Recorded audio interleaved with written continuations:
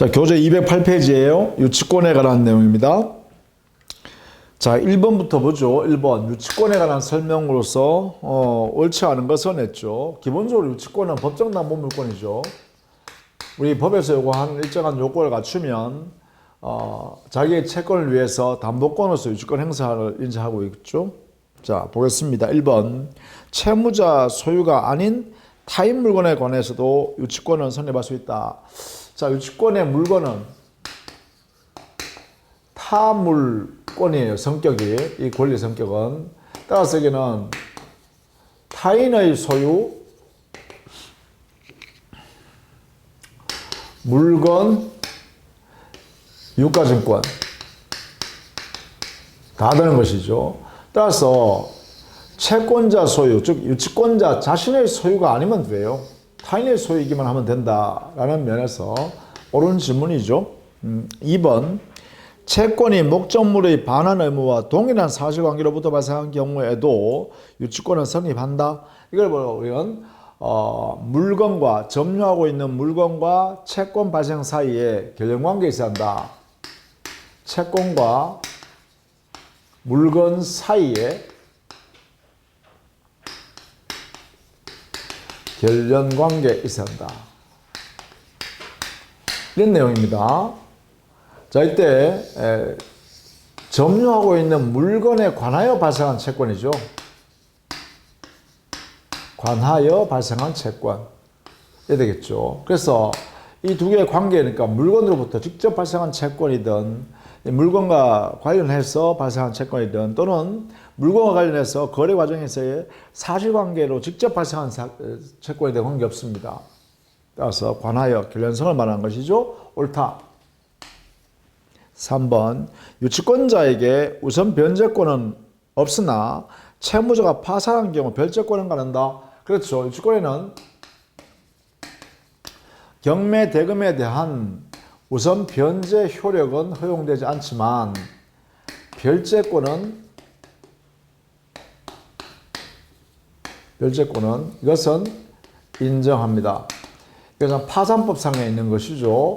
채무자의 회생 및 파산에 관한 법률, 줄여서 파산법이라고 하는데 이 파산법상에 모든 담보물권자, 유치권, 질권, 저당권, 양도담보권, 가등기 담보권 전부 다 들어갑니다. 그 담보물권자는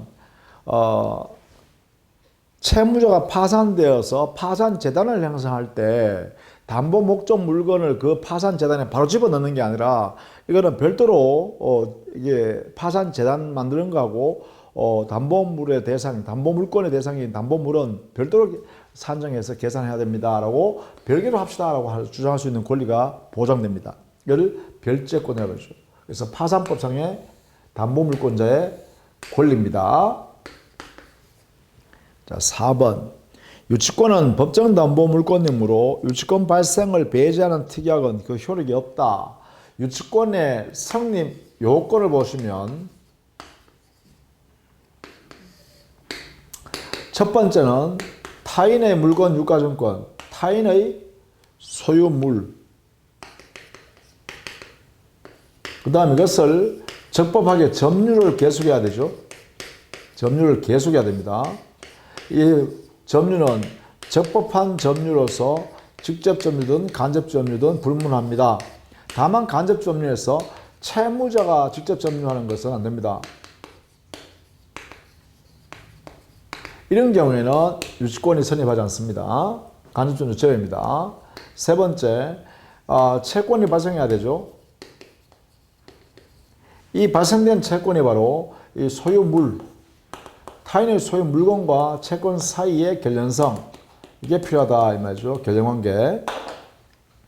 그 다음 네 번째는 이 채권이 변제기가 도래되어 있어야 되죠.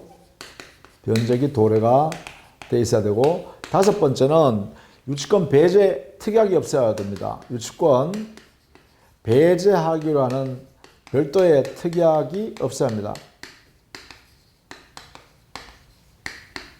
유치권 배제 특약이 없을 것, 이렇게 되겠죠. 자, 이때 요 5번에 요게 유치권 성립 요건의 성격이 임의법규성이다, 임의규정성이다.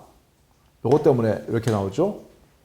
따라서 배제 특약이 없어야만 유치권을 성립하고 유치권 배제 약정을 해버리면 소멸하죠. 유치권을 성립하지 않게 되죠. 자, 요 성립 요건을 꼭 알아두셔야겠습니다. 그래서 4번이 잘못 설명한 것이죠. 5번. 유치권이 성립하려면 피담보 채권은 변적이 있어야 한다. 요거죠. 유치권 성립하기 위한 요건은 그 채권이 변적에 도래했어야 합니다. 옳다. 자, 그 다음에 4번에 보시면 유치권의 X 건물에 대한 갑의 유치권 성립에 영향을 미치지 않는 것은 했죠. 자, 1번. X의 소유권자가 갑인지 여부. 자, 여기는 이거죠. 1번. X 건물의 채권자가 갑이랍니다. 이 사람이 유치권 갖는 거죠. 유치권자가 될 수 있는 거죠. 이렇게. 자, 그러면 갑은요, 타인의 물건이어야 되죠. 여기 우리가 보다시피 타인의 물건이어야 합니다. 타인 물건. 따라서 1번은 유치권 성립에 영향을 미치죠. 2번. X에 관하여 생긴 채권의 변적이 도래. 변적이 도래. 그죠? 타인성. 변적이 도래. 이것도 역시 유치권 성립의 요건이죠. 3번. X에 대한 갑의 점유가 채무자를 매개로 한 간접 점유가 아닌 한 직접 점유인지 간접 점유인지 여부. 요거죠. 우리는 직접 점유이든 간접 점유이든 모두 유치권이 성립해버리죠. 그러니까 직접이냐 간접이냐는 불문이다. 이런 면에서 유치권 성립에는 영향을 미치지 않는다. 이겠죠. 3번이 답이 되겠죠. 다만 조심해야 할 것. 간접 점유, 즉 유치권자가 간접 점유인 경우도 되는데, 그럼 여기는 직접 점유자가 따로 있다는 거잖아요. 그런데 만약에 직접 점유자가 채무자가 직접 점유자인 경우에는 유치권이 인정되지 않습니다. 이걸 꼭 알아두셔야 돼요. 이게 직접 점유자가 채무자가 해당된다. 그러면 유치권이 성립하지 않는다. 이렇게 해야 됩니다. 자, 4번. X에 대한 갑의 점유가 불법 점유에 의한 것인지 여부. 뭐예요? 점유는 적법 점유가 계속되어야 된다겠죠. 적법한 점유일 것. 5번. X에 관하여 생긴 채권의 기한 유치권을 배제하기로 하는 채무자의 약정이 있는지 여부. 자, 우리는 배제 특약이 없어야 된다겠죠. 유치권 성립의 배제 특약이 있으면 안 된다 그러죠. 없을 것 됐으니까 있느냐 없느냐가 중요하죠. 유치권 성립 여부에 바로 영향을 미치죠. 그런 면에서 이렇게 요건을 가지고 문제를 물어볼 수 있다라는 것입니다.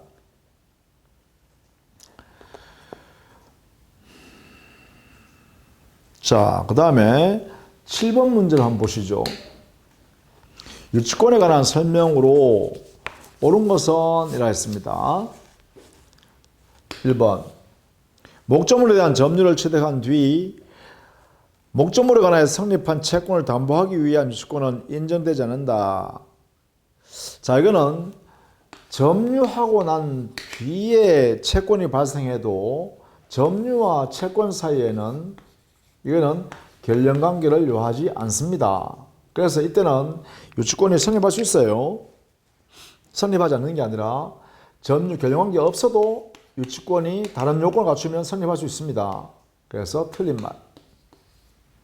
2번. 채권자가 채무자를 직접 점유하여 채권자가 간접 점유하는 경우에는 성립할 수 없죠. 이거잖아요. 직접 점유자가 채무자인 경우에는 간접 점유로서의 유치권자가 될 수는 없다. 이거죠. 될 수 없다. 3번. 유치권자가 점유를 침탈당한 경우, 자, 유치권자가 침탈당하면 이때는 점유권에 의한 또는 점유권의 기한, 물권적 청구권으로서 점유물 반환 청구를 하는 거죠. 반환 청구를 해서 회수를 하게 되면, 회수하면 드디어 유치권은 존속합니다. 유치권 존속을 인정합니다. 그래서 여기는 점유물 반환 청구를 해야 됩니다. 유치물 반환 청구하는 게 아니라 3번 조심해야 됩니다. 4번 유치권자는 유치물의 보존에 필요하더라도 채무자 선언 없이는 유치물을 사용할 수 없다 했는데 유치물 사용권에 관한 내용인데요. 사용권. 유치권자는 사용권이 원칙은 없죠. 다만 유치권자가 사용권이 있는 경우가 두 가지 경우가 있을 수 있습니다. 요게 첫 번째는 보존을 위해서 보존 행위로서의 사용권은 가능하죠. 두 번째는 채무자 승낙이 있으면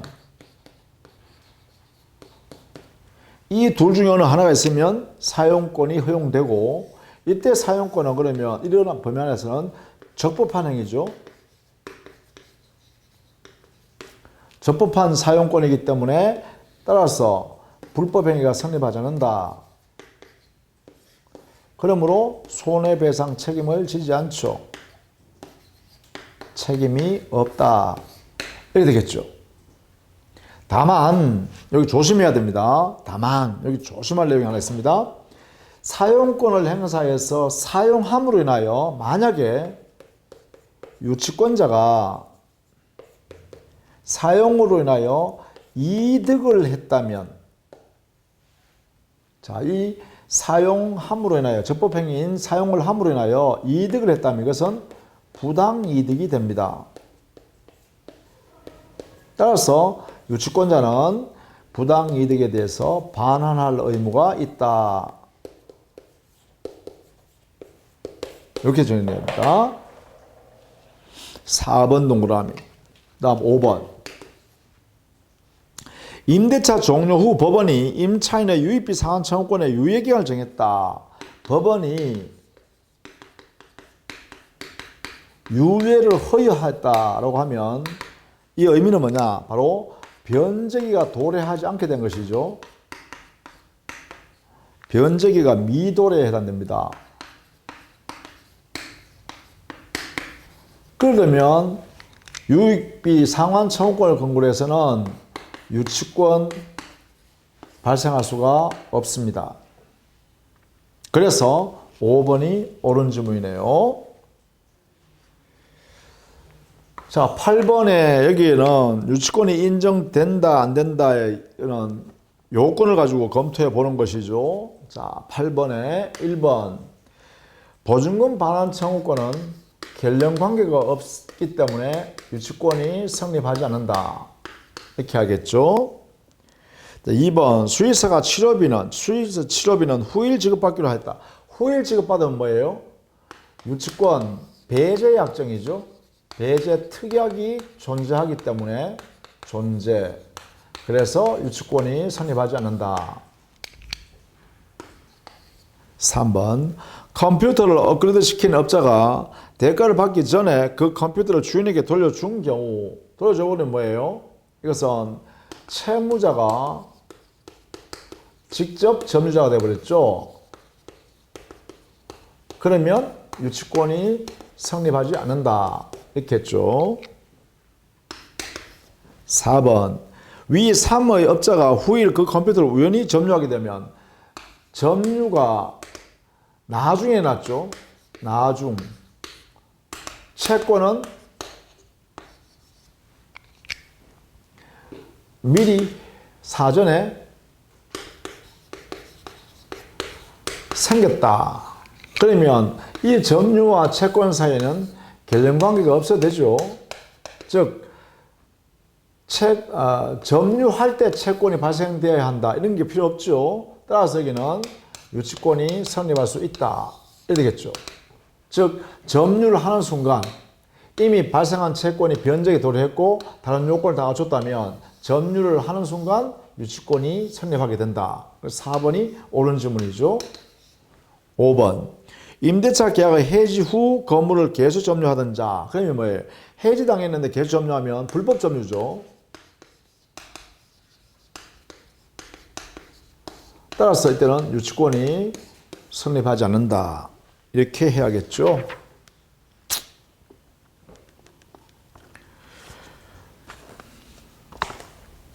자, 그 다음에 11번 문제를 한번 볼까요?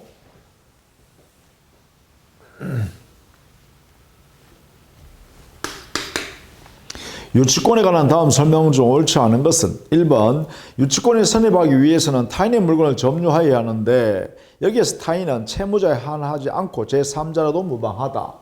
자, 우리는 유치물의 성질은 타인 소유물이면 되죠. 타인의 소유, 동산, 부동산, 유가, 증권까지도 되죠. 타인의 것이면 된다라는 것입니다. 그래서 옳은 지문. 2번 유치권의 성립 요건의 유치권자의 점유는 직접 점유든 간접 점유든 무방하죠. 점유 계속에 관한 내용인데요. 요건 중에 이때 점유 개시는 적법한 점유로 개시해야 되고 직접 점유든 간접 점유든 불문합니다. 3번 유치물에 대한 점유를 승계한 자는 전 점유자를 대위하여 유치권을 행사할 수 있다. 자, 여기에 유치권에 대한 점유를 승계한 자는 전 점유자를 대위하여 유치권을 주장할 수 없습니다. 이 유치권은요, 그 물건을 사실상 지배해야 되죠. 유치를 한다는 말은 점유를 계속한다는 것이고, 이때 점유는 사실상 지배가 계속되어져야 하는 것입니다. 이렇게 사실상 지배가 있어야 돼요. 그래서 대위라는 것은 허용될 수 없는 성질입니다. 그래서 3번은 틀렸습니다. 4번 임대차 계약을 체결하지 않고 권한 없이 타인의 물건을 점유한 자는 그 물건에 관하여 필요비 유익비를 지출하였다 하더라도 유치권을 행사할 수 없다. 자, 4번에는 그 이유가 왜 그래요? 바로 불법 점유에 해당되기 때문이죠. 불법 점유이면 아예 유치권이 성립할 수가 없죠.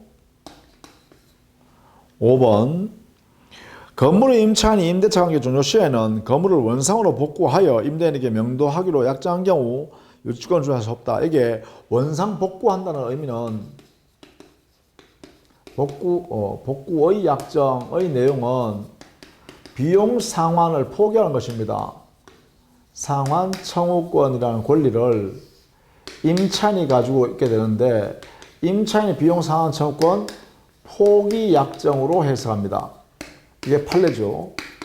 그러면 비용 상환 청구권 자체가 없기 때문에 유치권이 발생할 여지가 없다 이렇게 되겠죠.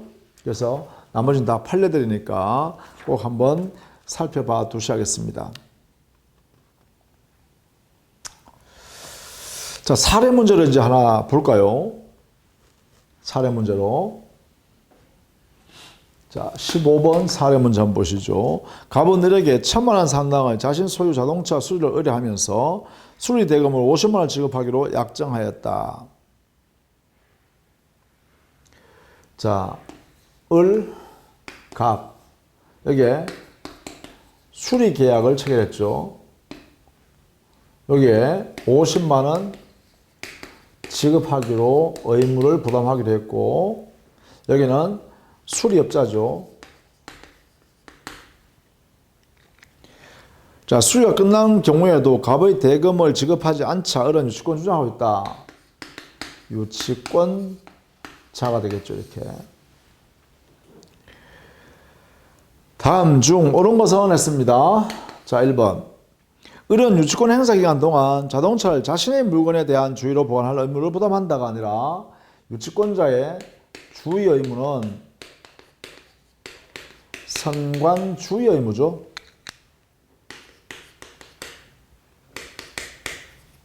선량한 관리자의 주의 의무를 집니다. 최선을 다해 주의해야 되죠. 유치권자의 의무는 주의 의무, 선관주의 의무 외에도 사용, 대여, 담보 제공 금지 의무가 있죠. 이 두 가지가 유치권자의 의무이고, 이 두 가지가 이 의무를 위반하면, 이걸 위반했다라고 하면 이때는 채무자는 유치권 소멸을 청구할 수 있죠. 유치권 소멸을 청구할 수 있고, 청구권을 행사하면 즉시 유치권은 소멸합니다. 즉시 소멸합니다. 그래서 이 청구권의 성질은 형성권이죠. 자, 1번 같이 알아두시기 바랍니다. 2번 갑이 그 자동차를 제3자 병에게 매도한 경우 을은 갑에 대해 자동차 반환을 거부할 수 없다 라고 했는데, 자, 이 유치권자는요, 소유자가 갑이든 병이든 누구든지 관계없죠. 병에게 매도했다 하더라도 여기 유치권자는 유치효가 있는 데죠. 유치효. 이걸 통해서 거절이 가능하죠. 자, 3번 갑의 자동차가 정에게 견납된 경우에 을은 정에게 수리비 50만 원의 변제를 청구할 수 있다. 자, 3번에 이 50만 원 채무는 50만 원의 채무 부담하는 자는 누구예요? 갑이죠. 갑에게 특정돼 있죠. 따라서 정은 채무자가 아닙니다. 그러므로 을이 갑에게는 청구할 수 있죠. 을은 50만 원 채무를 갑에게는 청구할 수 있지만, 이렇게 청구할 수 있지만 누구한테는 못해요.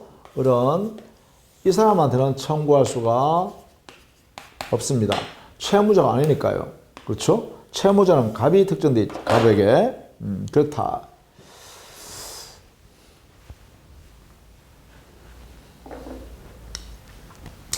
자, 그 다음 4번. 을은 갑의 승낙을 얻어 그 자동차를 타인에게 대여하여 받은 30만 원 수리 대금 채권에 우선 면제를 충당할 수 있다. 이게 옳은 질문이에요. 자, 바로 여기 잘 보시면 을 유치권자는 을에게는 채무자 승낙을 받으면 승낙하에 사용할 수도 있고, 사용도 가능하고, 대여도 할 수 있고, 담보 제공도 가능합니다. 이것이 가능해요. 그럼 여기는 대여하는 것이죠. 대여 가능해요. 채무자 승낙을 받았으면. 그럼 채무자 누구예요? 여기는 갑이죠.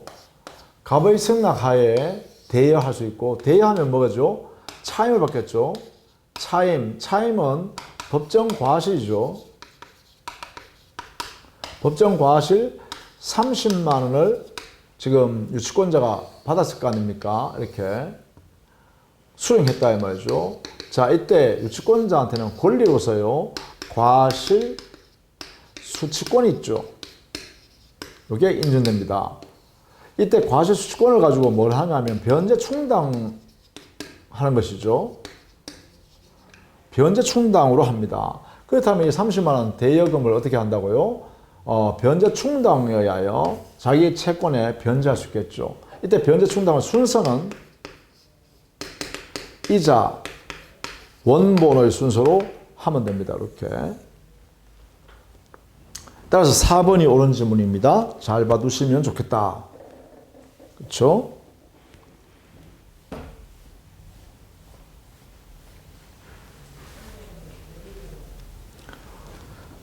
자, 5번 한번 보죠. 5번. 갑은 상당한 담보를 제공하여 을의 유치권 소멸 청구를 할 수 있는데, 이때 상당한 담보는 1,000만 원 상당의 담보를 의미하는 것이다 했는데, 자, 이게 채무자의 대담보 청구를 말하는 것이죠. 대담보 청구. 상당한 담보를 제공하고 대신할 수 있는 담보, 이것을 상당한 담보를 제공한다 하죠. 상당 담보 제공. 제공하면서 이 청구는 유치권 소멸 청구하는 거죠. 유치권의 소멸을 청구할 수 있는데, 자, 이때 청구에서 즉시 소멸하는 게 아니라 이거는 유치권자가 여기에 승낙해야 되죠. 승낙이 있으면 소멸하게 됩니다. 드디어 소멸하게 됩니다. 유치권 소멸. 이렇게 되겠죠? 이렇게 드디어 소멸합니다. 자, 그렇다면 여기에 이 상당한 담보라는 의미는 뭐냐 하면, 지금 유치권자가 채권이 뭐죠? 자기의 채권, 유치권자의 채권, 갑의 채권은 50만 원이었죠. 50만 원. 그렇죠? 50만 원 채권이었습니다. 그럼 50만 원 채권에 상당한 정도면 되죠. 즉 50만 원 채권을 변제받는데 안전장치로서 충분하면 된다 이 말이죠. 그래서 이 채권이지 당해 자기가 점유하고 있는 자동차 1,000만 원짜리 자동차에 상당한 정도의 가치 있는 담보물을 내놔라 이런 뜻은 아니란 거죠. 그래서 5번에는 틀렸죠. 그죠? 50만 원 채권에 여기에 상당한 정도의 담보 가치가 있으면 충분하다 이렇게 되겠죠. 자, 그렇게 해석을 해야 합니다. 자, 그 다음에 18번 문제. 다음 중 유치권자에게 인정되지 않는 권리는 했죠. 유치권자의 권리 7가지가 있다. 그죠? 18번. 유치권자의 권리 7개 있습니다. 7개. 이걸 정리를 해 두시면 좋겠죠. 기본적으로 유치효, 그 다음에 경매권, 세 번째 간이 변제 충당권, 네 번째 과실수취권, 다섯 번째 사용권, 여섯 번째 비용 상환 청구권, 일곱 번째 별제권도 있죠. 이 별제권은 민법상의 권리가 아니죠. 요 위에 거는 민법상의 권리입니다. 이거는 민법상의. 요 일곱 번째 요거는 뭐예요? 요거는 파산법이라고 했죠. 채무자가 파산할 때 별제권이 있다 이렇게 했고요. 요런 내용들을 같이 봐두시면 좋겠죠. 여기 사용권은 보존을 위해서 사용한다든가 채무자 승낙이 있으면 가능하죠. 이럴 때 이런 둘 중에 하나 있으면 된다 되시고, 과실수취권은 변제 충당을 목적으로 하는 것이죠. 변제 충당을 목적으로 하는 것이다. 그 다음에 간이 변제 충당, 이것은 간이 변제 충당은 미리 채무자에게 통지해야 되죠. 여기 경매권에서는 우선 변제권은 없죠. 이것은 인정되지 않죠. 유치원은 자기 채권이 변제될 때까지 유치할 수 있는 효력이 있고요. 비용 상환 청구권에서는 필요비익비 상환 청구권 다 되죠. 다 될 수 있겠죠. 자, 그렇게 정리해 두시면 되겠습니다. 그 다음에 19번 문제인데요. 19번 문제 하나, 20번 문제 20번 문제 한번 보시죠. 20번 문제.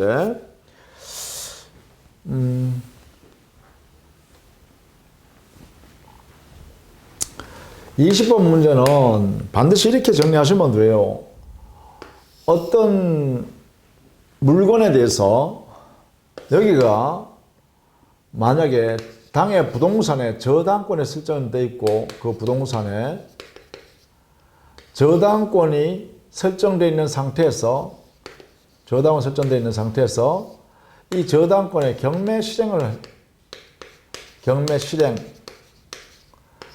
경매 개시, 이것이 이제 법원 등기를 하게 되겠죠. 등기상에 개시 결정이 이렇게 된단 말이에요. 등기상에 나타나는 탄사, 요 날. 이 날을 기준해서 만약에 유치권이 여기에 성립해 있으면 유치권 성립 시기가 여기 돼 있으면 이 유치권자한테는 이 경매 개시가 결정되어서 이게 개시되겠죠. 그래서 경매가 실행돼서 이렇게 되어가지고 경락인이 나타나겠죠. 경락인. 이 경락인은 소유권을 취득한 다음에 이 소유권을 가지고 유치권자한테 반환 청구하겠죠. 야, 그건 내 물건이니까 내 소유물 내놔라고 소유물 반환 청구를 이렇게 할 겁니다. 이렇게 하면 이 경매 개시 결정이 일어난 이 시점 보다가 미리 이전에 성립된 유치권을 가지고 있는 사람이라면 이 유치권자는 대항력이 있습니다. 대항력이 인정되어서 여기에 거절을 할 수 있어요. 자, 그런데 만약에 이 경매 개시 결정 이 등기가 이루어진 후에 여기에 유치권이 성립되었다 시기가, 그러면 이때 경락인은요, 이게 성립되고 난 뒤에 그 다음에 경매 시행되어서 경락인이 경락받았어요. 그러면 경락받은 사람이 이번에는 이렇게 하겠죠. 유치권자한테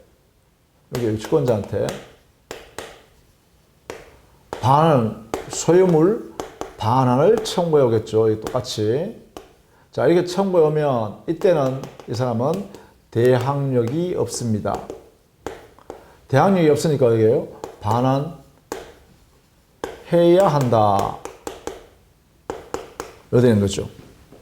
반환해야 한다. 이렇게. 그러면 반환 청구권이 인정된다 이 말이겠죠.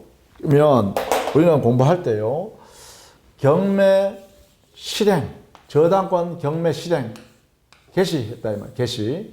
이 날짜를 기준으로 해서 유치권이 그 전에 성립했느냐 아니면 그 이후에 유치권이 성립했느냐에 따라서 경매 개시하기 이전에 이미 유치권이 성립되어 있는 유치권자는 대항력이 있기 때문에 소유자가 경락받은 사람이 나타나가지고 물건 내놔라 하더라도 거절할 수 있다. 그러나